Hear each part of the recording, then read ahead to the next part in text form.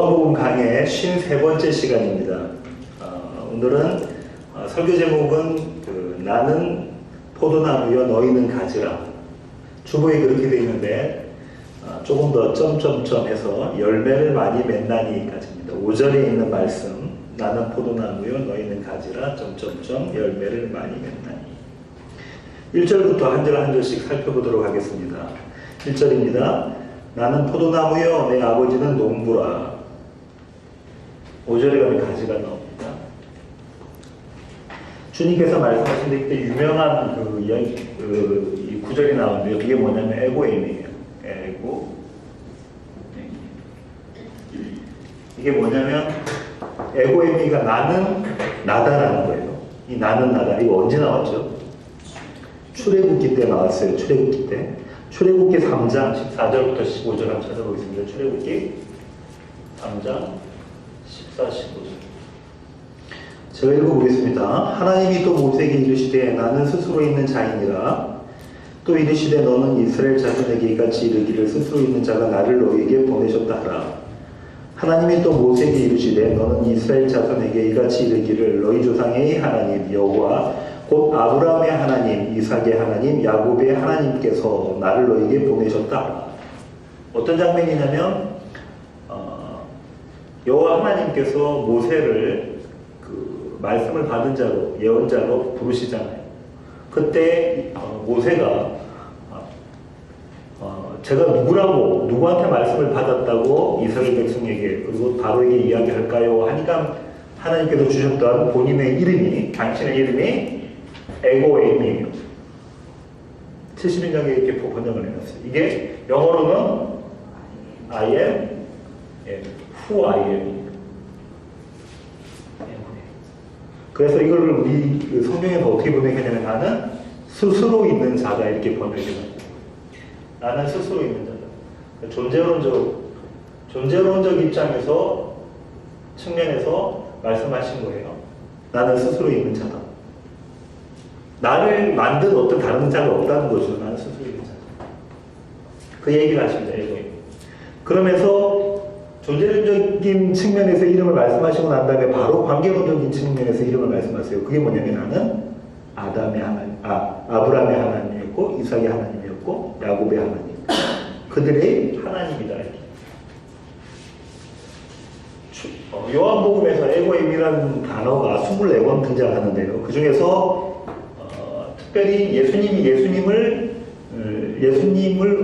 어떤 분이다. 관계론적인 입장에서 예수님이 어떤 분이다라고 설명해 주는 것이 총 7번 등장해요. 성경에서 나오는 7이라는 숫자는 의미가 있다고 그랬죠. 제가 좀 적어볼게요. 6장 35절, 8장 12절, 10장 7절,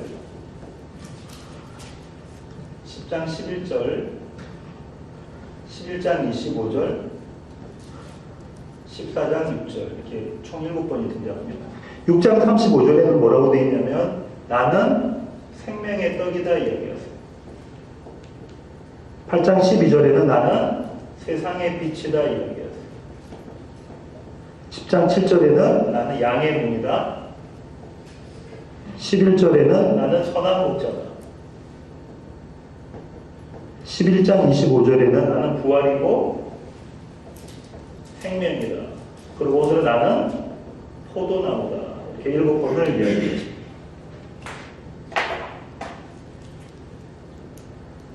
이거 관계론적 입장에서 말씀하시는 거예요.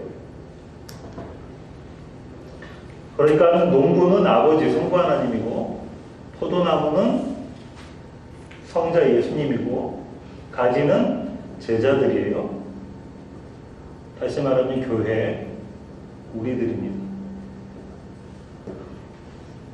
이렇게 7가지 예수님에 대한 데피니션을 하면서 맨 마지막에 오늘 그 7번의 마지막에 나는 포도나무다. 근데 어떤 포도나무라고 성경에 써있죠? 참이라는 형용사로 참 포도나무이다 이렇게 써놨어요. 참이 갖고 있는 의미가 있습니다. 참이 갖고 있는 의미가, 그죠? 한 3가지 이렇게 생각해 볼 수가 있는데요. 참이 갖고 있는 의미가 어떤 것이냐면 거짓의 반대에서, 그죠? 반드시 거짓이다. 또 어떤 것이 있을 수 있냐면 원천이 되는 거예요. 원조가 되는 거, 원천이 되는 거. 또 어떤 것이 있냐면 악함의 반대, 악함. 그래서 선함 이렇게 이야기할 수가 있어요.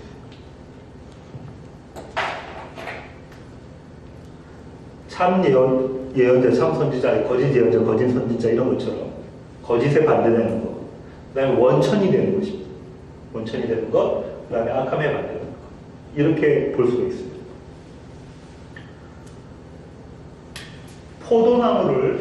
포도나무를 구약에서는 누구라고 이야기했나요? 구약에서 포도나무를 이스라엘이라고 이야기해요. 그죠? 항상 포도나무 하면 이스라엘이라고 구약에서 이야기를 해요. 이 이스라엘을, 이 포도나무가 어떤 포도나무라고 이야기를 하고 있냐면 구약에서는 악한 포도나무 이렇게 이야기해요. 악한 포도나무. 그런데 이제 이런 포도나무가 이 악한 포도나무가 아닌 참 포도나무다. 나는 참 포도나무다. 예수님이 그렇게 말씀하십니다. 그러면 우리가 여기서 또 알 수 있는 것은 또 예수님이 뭐라고 하냐면 요한복음 1장에 보면 사도행전이 참빛이다 이렇게 얘기를 하고 있어요. 참빛. 참이 수신한 의미가 있는 거예요. 어떤 거냐면 우리가 빛인 거예요. 우리가 포도나무인 거예요. 근데 예수님이 원천이신 원조이신 그분이 안 계시면 우리의 빛은 거짓이 되어버리고 우리의 이 포도나무는 포도나무가 아니라는 거예요. 악한 포도나무가 되는 모습인 것입니다. 바울은 우리를 보고 빛이라고 이야기를 해요. 나중에 제가 좀 더 설명을 드리겠습니다. 요런 의미에서 1절을 찾아봤습니다. 자, 그 다음에 2절. 무릇 내게 붙어 있어 열매를 맺지 아니하는 가지는 아버지께서 그것을 제거해 버리시고 무릇 열매를 맺는 가지는 더 열매를 맺게 하여 그것을 깨끗하게 하시느니라. 가지가 있는데 열매 맺는 가지, 그 다음에 열매 맺지 못하는 가지가 이렇게 있어요. 이 가지는 어떻게 한다고 합니까? 이 가지는 테이크아웃 용어로 되어 있거든요. 제거해버리고 이 가지는 깨끗하게 하십니다.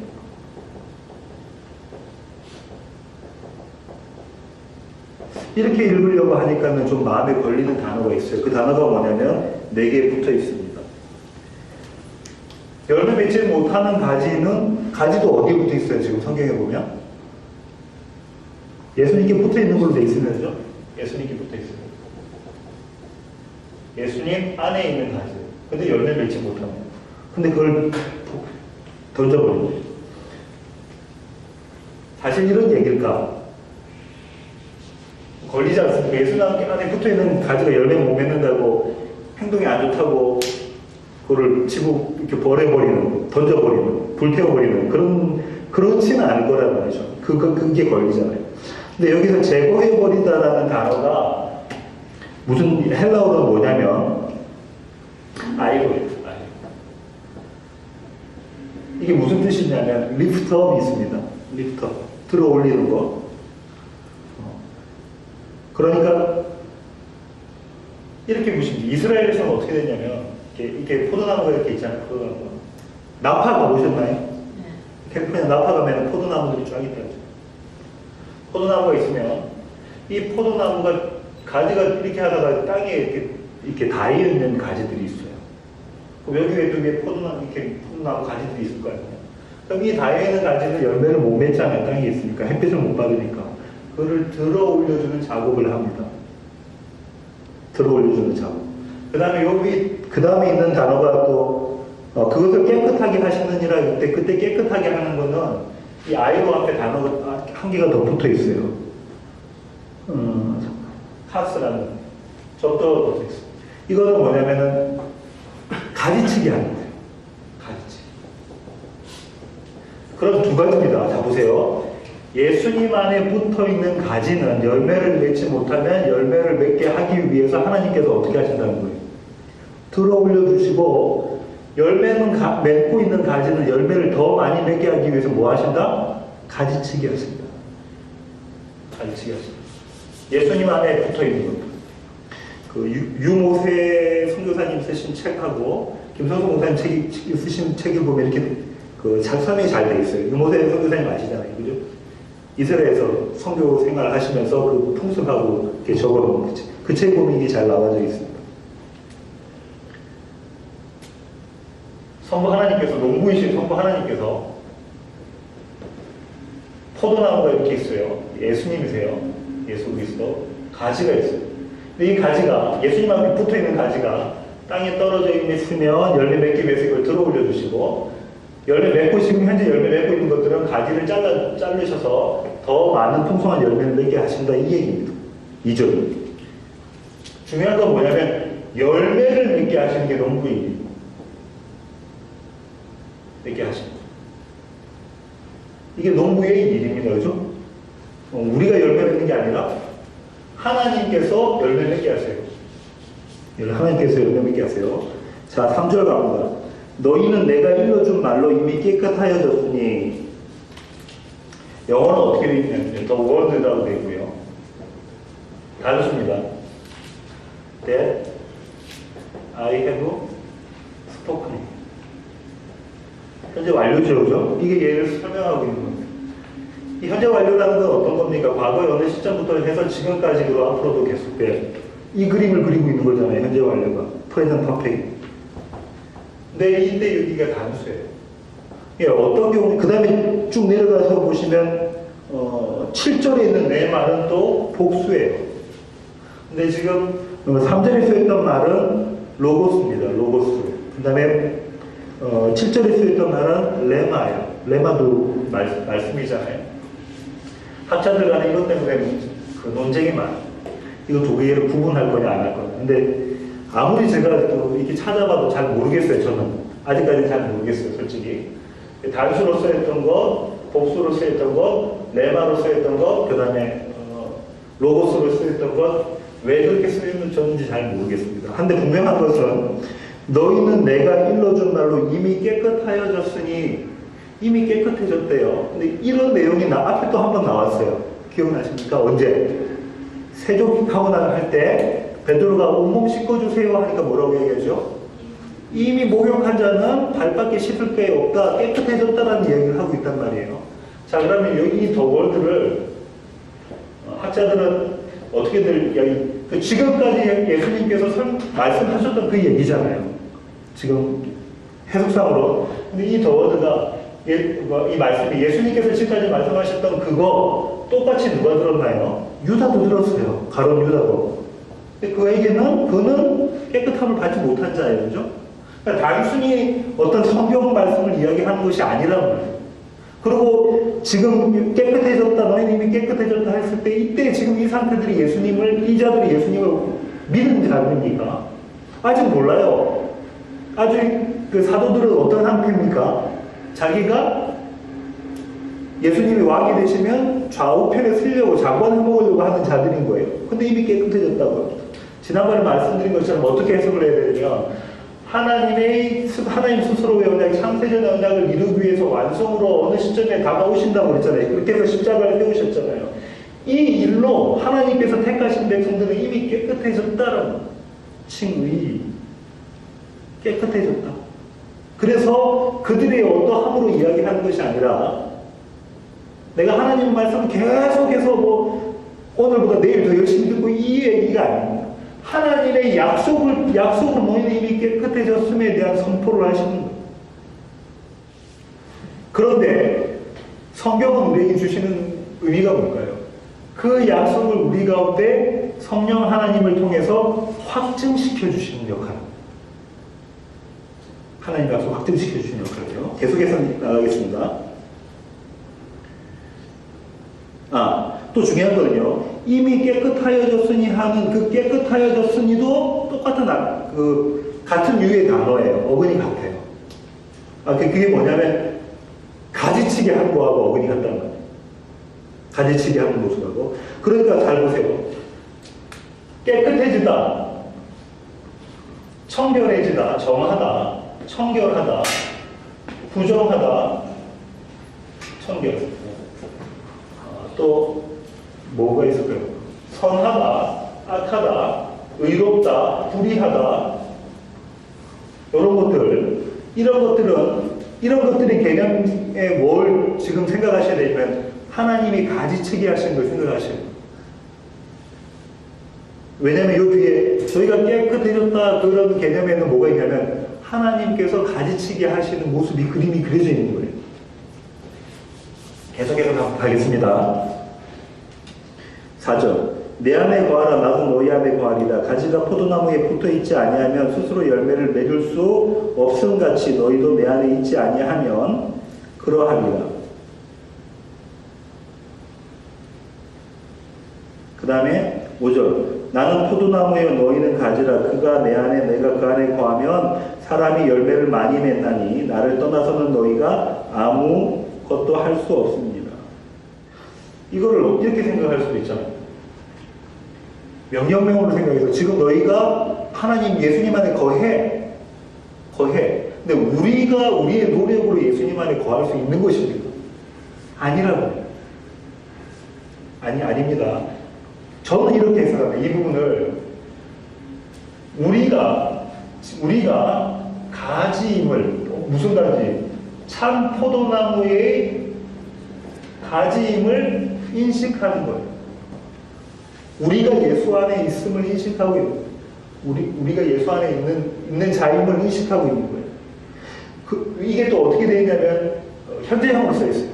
현재형은 상태를 나타내면서 어느 한순간에 끝난 일이 아니라 과거에 끝난 일이 아니라 지금 현재 상태를 나타내는 거예요. 우리는 참 포도나무이신 예수 그리스도 안에 거하는 자들 이 얘기하고 있는 겁니다.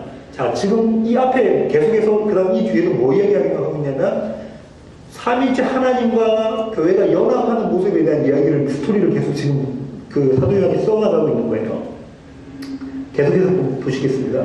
스스로 열매를 못 맺는데요. 그렇잖아요. 스스로는 열매를 맺을 수가 없잖아요. 스스로 열매를 맺는 모습의 그림은 다 지금 잘못된 가짜 열매를 봅니다. 그죠? 그 다음에 5절 보세요. 붙어 있기만 하면 열매를 많이 맺는데요.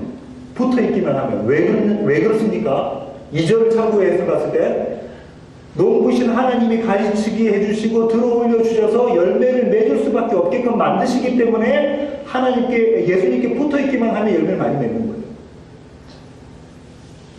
나를 떠나서는 너희가 아무것도 할 수 없다. 포도나무가 없으면 가지가 잘려진 가지는 아무것도 할 수 없는 것처럼 나를 떠나서 너희가 아무것도 할 수 없다. 뭘로 해석할 수 있냐면 이렇게 보죠. 예수님 없이는 나는 뭡니까? nothing입니다. 먼지입니다. 아무것도 아닙니다. 나는 죄인입니다. 우리가 뭐 어떻게 좀 바뀌어져서 우리가 좀 의로운 모습으로 조금 보인다고 해가지고 아니면 누구를 우리가 좀 돕거나 아니면은 뭐 다른 사람 사랑하거나 하는 이런 내가 뭐 이렇게 어떻게 하는 거 그거 아니다. 예수님이 싹 빠져버리면 나는 먼지입니다. nothing입니다. 그 얘기입니다. 6절 사람이 내 안에 거하지 아니하면 가지처럼 밖에 버려져 마르나니 사람들이 그것을 모아다가 불에 던져 사르느니라. 이것도 6절도 좀 논란이 되는데요. 논란이 되는 이유가 이거예요. 처음에 사람이는 3인칭 단수였는데 그것을 모아다가 할 때 그것은 복수예요. 3인칭 복수. 그러니까 단수하고 복수하고 그 수일치가 안 되니까 김성수 목사님 뭐라고 말씀하시냐면 그것들은 우리 가운데 비껴져 나온 우리의 옛 모습, 옛사람의 모습 그렇게 해석을 하십니다. 예, 그렇게 해석을 하실 수도 있다고 생각을 해요. 동전의 양면으로 보면 전통적인 견해는 어떤 거냐면 예수 안에 붙어있지 않는 자들은 어떻게 한답니까? 예수 안에 안 붙어있으니까 말라버리죠. 간에 생명이 없으니까. 말라버린 그 자들은 불에 집어 던져 놓는다 그러잖아요. 성경에서 불이라는 이야기가 나오면 여러분은 무슨 생각을 하셔야 되냐면 게헨나라는 단어를 떠올리셔야 돼요. 게헨나. 이게 뭐냐면 개가 골짜기입니다. 골짜기. 그럼 이게 뭐냐면 흰놈의 골짜기예요. 마태복음에서는 이 게헤나를 어떻게 해석을 했냐면 지옥이라고 해석했어요.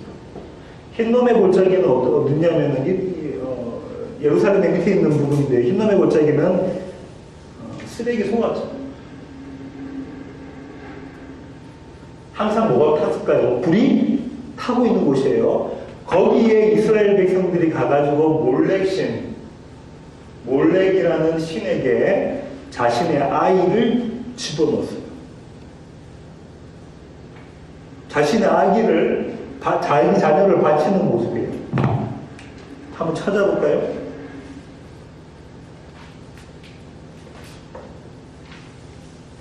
열왕기 역대상 하부터 보겠습니다.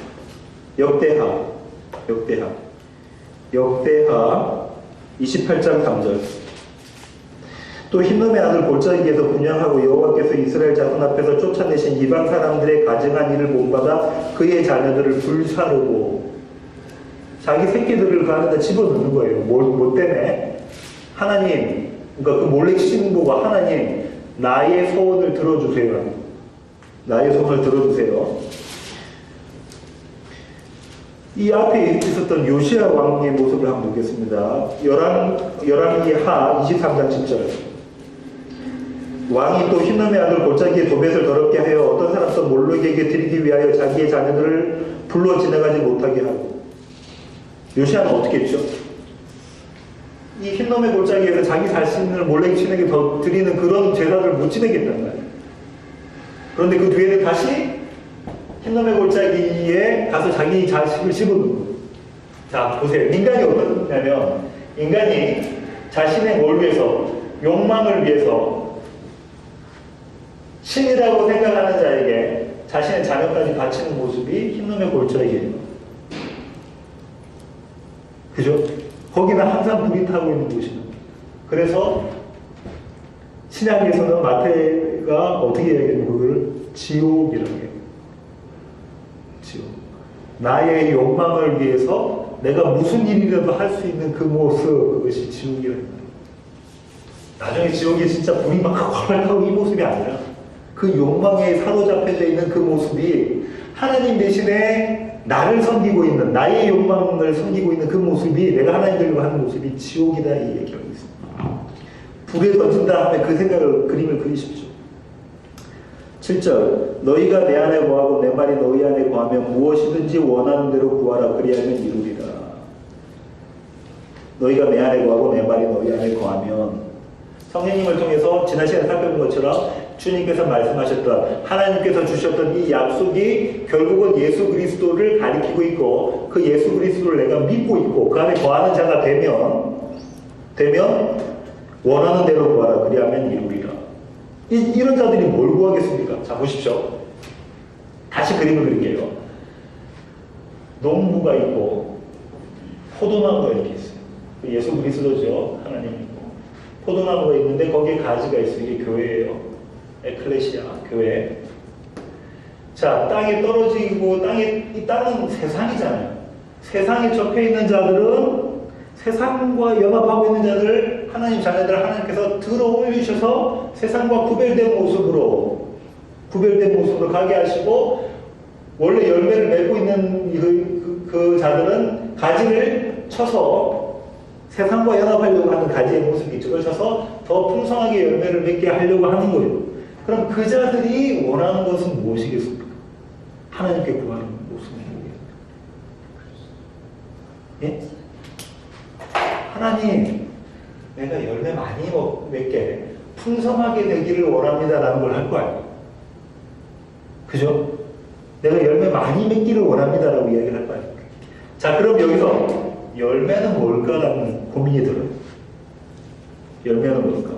자, 그럼 우리가 한번 찾아보겠습니다. 구약은 열매는 뭐라고 이야기하고 있는가 한번 찾아볼까요? 에스겔 15장 1절에서 8절.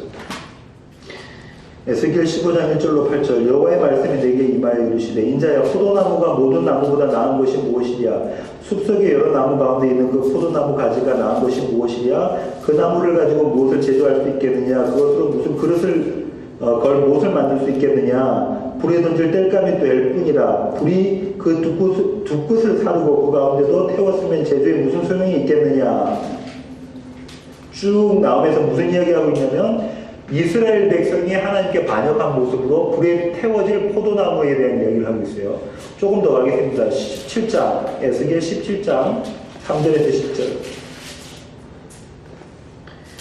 여호와께서 이같이 말씀하여 이르시되 색깔이 화려하고 날개가 크고 깃이 길고 털이 숱한 큰 독수리가 레바논에 이르러 백향목 높은 가지를 꺾되 그 연한 가지 끝을 꺾어가지고 장사하는 땅에 이르러 상인의 성읍에 두고 6절 그것이 자라매 퍼져서 높지 아니한 포도나무 곧 붉은 가지와 가는 가지가 난 포도나무가 되어 그 가지는 독수리를 향하였고 그 뿌리는 독수리 아래에 있었더라 하면서 쭉 계속해서 읽으시면 또 그 내용이 뭐냐면 하나님께 순종하지 않는 모습에 하나님을 배신해서 다른 이방신을 섬기는 모습에 세상을 섬기고 있는 모습에 이스라엘을 이야기합니다. 근데 그들을 뭐라고 이야기하냐면 열매 맺지 못하는 모습, 열매 없는 모습으로 그림을 그리고 있습니다. 그럼 여기서 우리가 생각해 봅시다. 열매가 없는 모습은 그럼 어떤 모습입니까? 지금 구약에서는 뭐라고 얘기하고 있어요? 열매 없는 모습. 불신앙이죠. 우상숭배죠. 포도나무가 이스라엘이잖아요. 포도나무가. 하나님께서 이스라엘을 심으셨어요. 뭐라고 이야기하고 있냐면 이집트에서 끌고 나와가지고 내가 가나안에다가 약속의 땅에다 포도나무를 심었다 그러더라고요. 근데 그들이 어떻게 하고 있냐면 불신을 하고 있으면 열매 없다 이렇게 구약은 이야기를 하고 있습니다. 그럼 열매 있는 건 뭐예요? 하나님만을 섬기는 것이 열매 있는 거 아닙니까? 하나님만을 섬기는 것이 열매 있는 거예요. 그러면 농부가 있어서 지금 하시고 계시는 일은 뭐냐면 예수 그리스도만을 하나님이신 예수 그리스도만을 섬기게 하는 작업을 하고 있단 말이에요. 불신앙이 뭡니까? 내가 주인 되려고 내가 하나님이야 하는 자들로 하여금 이 가지를 다 꺾으시고 땅에서 들어 올리셔서 하나님이 하나님이세요. 예수 그리스도가 하나님이세요. 나는 nothing입니다라는 고백하는 자리로 만들어 가시는 것이 열매 있는 것이에요. 열매가 풍성한 모습이라고. 그것을 하고 계시는 거예요. 그 그림이 그려지십니까? 신약에서는 뭐라고 이야기하고 있냐면 이 열매 맺음에 대해서 신약에서는 부활의 첫 열매가 되신 분이 누구죠? 예수님. 야고보서 1장에서는 또 이야기 뭐라고 하냐면 교회를 가지고 열매라고 첫 열매라고 이야기해요. 열매 할 때는 첫 열매 되신 예수 그리스도 또 교회 갈라디아서 가면 성령의 열매에 대한 이야기가 나옵니다. 그죠? 갈라디아서 가면 성령의 열매에 대한 얘기가 나옵니다. 그러면 그 성령의 열매가 드러나는 모습이 있잖아요. 찾아볼까요? 갈라디아서 5장 22절부터 24절까지 볼게요. 오직 성령의 열매는 사랑과 희락과 화평과 오래 참음과 자비와 양선과 충성과 온유와 절제니 이 같은 것을 금지할 것이 없느니라. 그리스도 예수의 사람들은 육체와 함께 그 정욕과 탐심을 십자가에 못 박았느니라.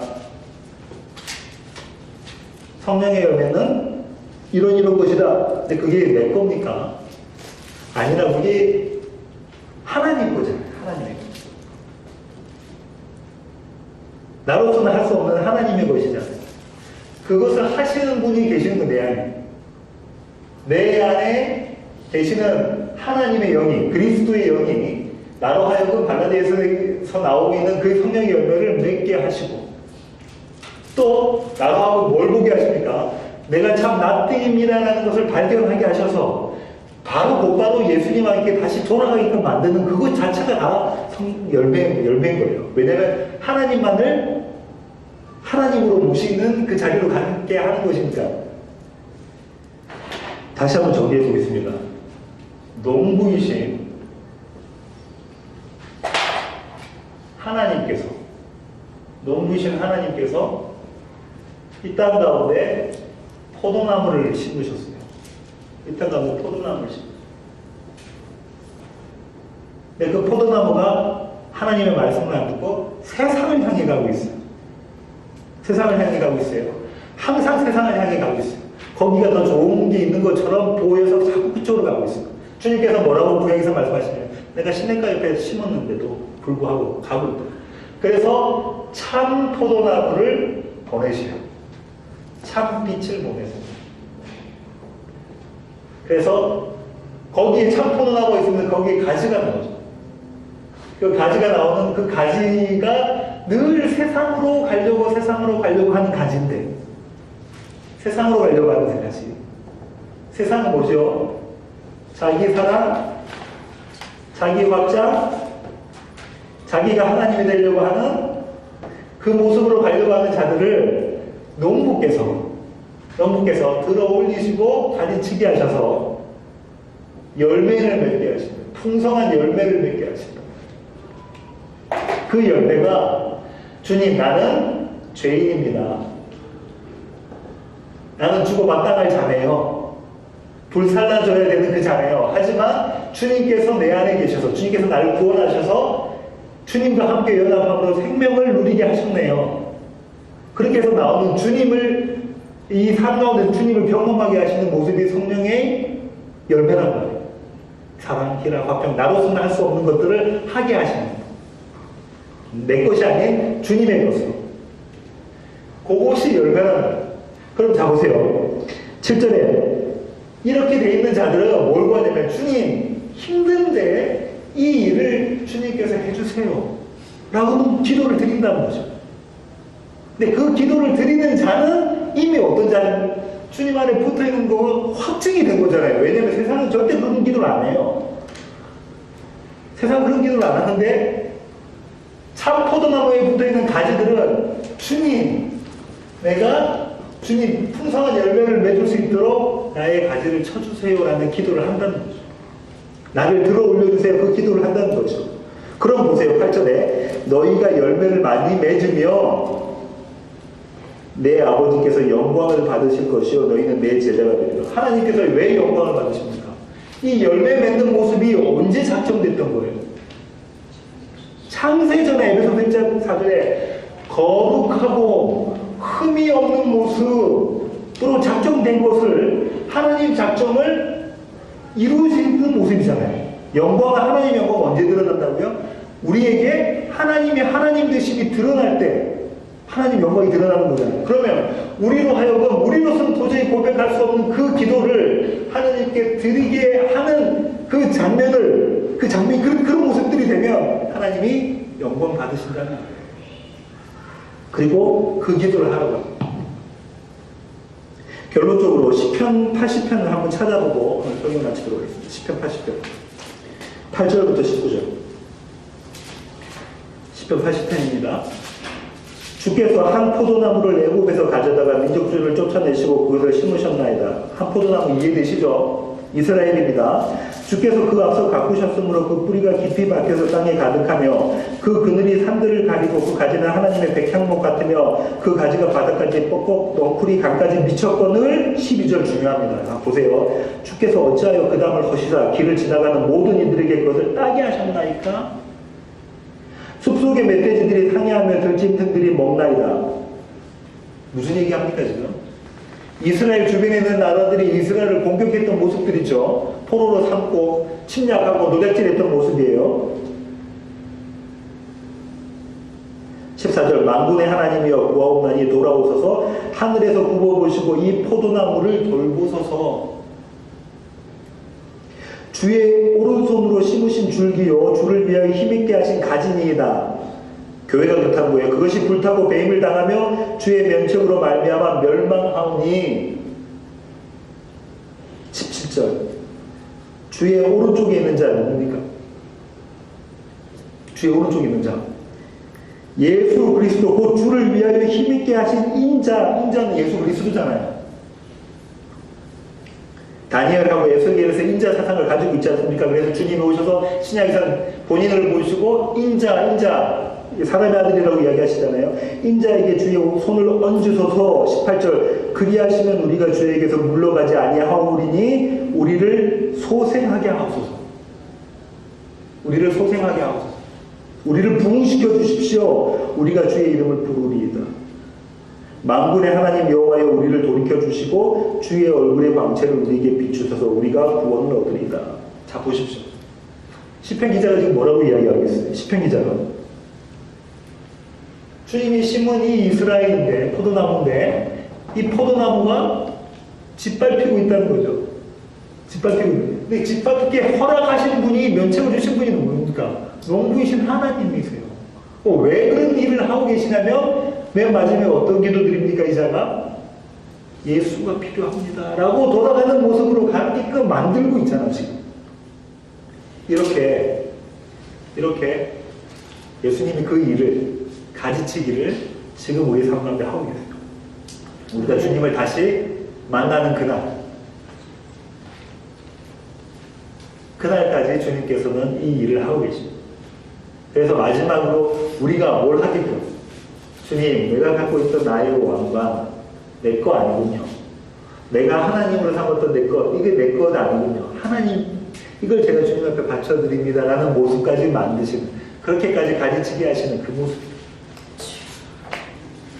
그때에 뭐라고 주님께서 말씀하셨어요? 그때 비로소 너희가 내 제자가 되리라. 지금 이미 제자이지만 그때가 제자의, 우리가 예수님이 제자되는, 예수님이 신부되는 완성의 모습입니다.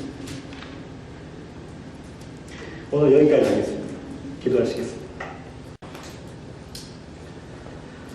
그렇습니다, 하나님. 우리의 모습들을 보면 여지없이 세상을 향해서 세상에 뿌리 박고자 나가는 저희들의 모습입니다. 그래서 우리의 삶 가운데, 우리의 관계 가운데, 또 우리의 여러 가지 환경들을 통해서 하나님께서 우리의 삶을, 또 우리의 모습들을, 우리의 옛사람을 가지치게 하시는 것을 저희들이 배웠습니다. 하나님 바울이 고백했던 것처럼 나의 옛사람, 나의 정욕과 나의 욕심과 나의 두려움은 십자가에 못 박게 하시고 새 사람으로 부활하셔서 오직 주님만이 나의 주인이라고 고백하는 우리 세워지는 교회의 모든 지체들의 모습들이 되게 하여 주시옵소서. 이제는 우리 주 예수 그리스도의 놀라우신 구원의 능력과 하늘아버지의 그 크신 사랑과 우리 안에 내주하셔서 날마다 이 가르치기를 하게 하시며 또한 그것이 우리에게 참 복임을 깨닫게 하시며 성령 하나님의 충만하심이 이제 주님 앞에 머리 숙여 우리 세워지는 교회의 모든 지체들 머리 위에 이제로부터 영원토록 함께 하시기를 예수 그리스도의 귀하신 이름으로 간절히 축원합니다.